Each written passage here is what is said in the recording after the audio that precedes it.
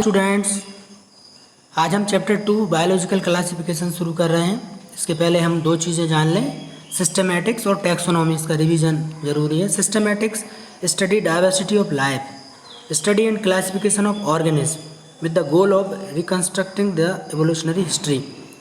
यदि सिस्टमेटिक की बात करें तो एवोल्यूशनरी हिस्ट्री यानी सिंगल सेल ऑर्गेनिज्म से आज तक जो मनुष्य हैं इन सब का डेवलपमेंट किस तरह हुआ, एवोल्यूशन किस तरह हुआ, इसकी स्टडी को हम सिस्टमेटिक कहते हैं। और दूसरी होती है taxonomy, study of classification, science of identifying, naming and classifying organism into groups. Groups में ऑर्गेनिज्म को रखना, उनको आइडेंटिफाई करना, क्लासिफिकेशन देना, नेमिंग करना, ये सब क्या कहलाता है? टैक्सोनॉमी कहलाता है। सबसे पहले ये शुरुआत किसने की थी? लिनियस ने। तो बायोलॉजिकल क्लासिफिकेशन की शुरुआत भी किसने की थी? लिनियस ने ही की थी। तो सबसे पहले लिनियस ने पूरे किंगडम को किस दो भागों में बांटा। Linnaeus divided into whole organism into two kingdom. One is plantae जिसमें पूरे के पूरे प्लांट हैं, अनदर इज एनिमलिया जिसमें पूरे के पूरे एनिमल शामिल रहते हैं। तो पहले सबसे पहले यही माना गया था कि संसार में दो ही प्रकार के जीव जंतु हैं, या तो पेड़ पौधे हैं तो वो प्लांट किंगडम में हैं, या वो एनिमल है तो वो किस में है? एनिमल किंगडम में है। किंतु बाद में पता चला कि there are 5 kingdom, 5 kingdom classification है। और ये सबसे पहले रॉबर्ट व्हिटेकर, R.H. व्हिटेकर ने सबसे पहले 5 किंगडम क्लासिफिकेशन दिया। तो 5 किंगडम कौन कौन से ये देख लीजिए आप। तो सबसे पहला किंगडम है मोनेरा। मोनेरा में प्रोकैरियोटिक सेल रहते हैं। दूसरा है प्रोटिस्टा, इसके बाद फंगी, फिर प्लांटी और फिर एनिमलिया। इस तरह आपने देखा 5 किंगडम क्लासिफिकेशन किसने दिया? सबसे पहले रॉबर्ट व्हिटेकर, R.H. व्हिटेकर ने 5 किंगडम क्लासिफिकेशन दिया।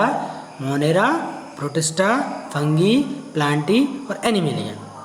इनमें जो मोनेरा है वो अकेला प्रोकैरियोटिक है, बाकी सब यूकैरियोटिक हैं। ये प्रोकैरियोटिक क्या होता है और यूकैरियोटिक क्या होता है?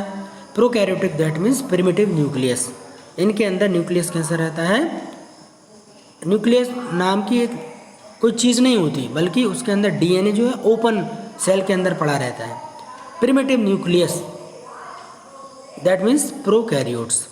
तो मोनेरा में सेल वॉल किसकी रहती है? नॉन सेलुलोजिक, सेलुलोज की नहीं बनी होती, बल्कि किसकी बनी होती है? ये बनी होती है पॉलीसेकेराइड्स की। इसके अंदर न्यूक्लियर मेम्ब्रेन एब्सेंट रहती है। बॉडी ऑर्गेनाइजेशन कैसा है? सेलुलर, मतलब सेल से बना होता है। बॉडी पूरी सिंगल सेल रहती है। मोड ऑफ न्यूट्रिशन क्या है? मोड ऑफ न्यूट्रिशन के अंदर है ऑटोट्रॉपिक, यानी ये अपना भोजन स्वयं बना सकते हैं फोटोसिंथेसिस के द्वारा। दूसरी चीज़ इनमें कीमोसिंथेसिस भी होती है। फोटोसिंथेसिस में जहाँ सनलाइट का यूज़ भोजन बनाने में किया जाता है, वहीं कीमोसिंथेसिस में ये हाइड्रोजन सल्फाइड जैसे केमिकल्स का यूज़ अपने भोजन बनाने में करते हैं। कुछ इसमें सेफ्रोफाइट्स भी रहते हैं, डेड एंड डिके मटेरियल से अपना भोजन प्राप्त करते हैं। और कुछ दूसरे रहते हैं पैरासाइट, जो परजीवी के रूप में रहते हैं, दूसरे जीव जंतुओं में बीमारी उत्पन्न करते हैं। इसके बाद हम पढ़ेंगे सेकंड जो किंगडम है प्रोटिस्टा। प्रोटिस्टा में देखेंगे सेल टाइप जो है वो यूकैरियोटिक है। इसका मतलब है इनके अंदर ट्रू न्यूक्लियस पाया जाता है। ठीक है, कुछ में इनमें सेल वॉल भी प्रेजेंट रहती है। इनकी भी स्ट्रक्चर सेलुलर रहती है, यानी सिंगल सेल या मल्टी सेलुलर रहते हैं। जनरली ये सिंगल सेल के रहते हैं। मोड ऑफ न्यूट्रिशन ऑटोट्रोपिक है, फोटोसिंथेसिस कर सकते हैं।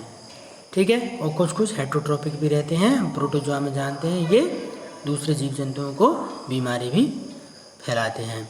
इसके बाद थर्ड किंगडम है आपका फंगी। फंगी किंगडम जो है वो पूरी तरह यूकैरियोटिक है।